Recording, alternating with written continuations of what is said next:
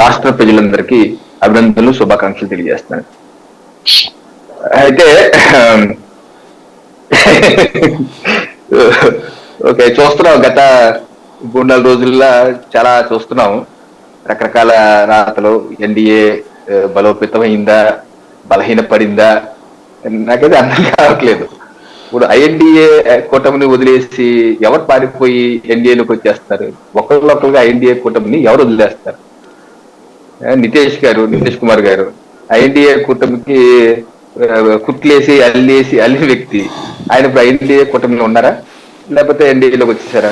RLD INDIA వదిలేసి ఎన్డీఏకి వచ్చారు కదా. సో ఎన్డీఏ బలోపేతంగా ఉందా, బలహీనంగా ఉందా? అది రాష్ట్ర ప్రజలు కనపడుతుంది. మొన్న ప్రధానమంత్రి నరేంద్ర మోడీ గారు కూడా పార్లమెంట్ లో స్పష్టంగా చెప్పారు. ఏం చెప్పారు?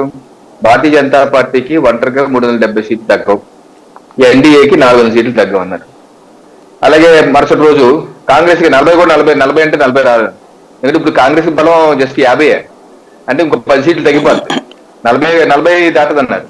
అది పెద్ద అతిశక్తి కాదు. గత 2014లోనూ 50 దాటలేదు, 2019లో బహుశా 51, 52 వచ్చినట్టు. 40 కూడా రావంటున్నారు. 53. సో 40 కూడా రావంటున్నారు. అలాగే కొంతమంది అనుకోవచ్చు మోడీ గారు ఇలాగే చెప్తారులే అని. 2014 ముందు కూడా ఆయన చెప్పారు బీజేపీకి 280 వస్తాయి, ఎన్డీఏకి 300 అని. అదే నిజమైంది. 2019 ముందు కూడా చెప్పారు బీజేపీ 300, ఎన్డీఏకి 350. అది నిజమైంది. ఇప్పుడు 2024 కూడా మనం చూస్తున్నాం దేశ ప్రజలు ఏ రకంగా ప్రధానమంత్రి నరేంద్ర మోడీ గారు లాంటి సేవకుడు దశాబ్దాల కాలంగా ఎప్పుడు చూడలేదు.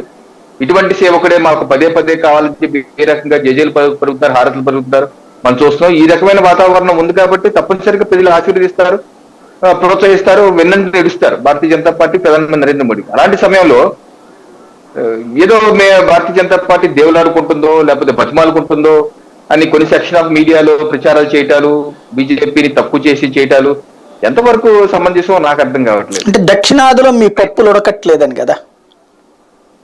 ఇప్పుడు దక్షిణాదిలో తెలంగాణలో మాకు మంచి సీట్లు వస్తాయి, 10 వరకు వస్తాయి. కర్ణాటకలోనే వస్తాయి. ఇప్పుడు పుదుచ్చేరిలో కూడా అధికారంలో ఉన్నాము. తమిళనాడులో కూడా వస్తాయి, ఆంధ్రప్రదేశ్ లో కూడా వస్తాయి. ఓకే, ఎక్కువ తక్కువ డెఫినెట్ గా వస్తాయి.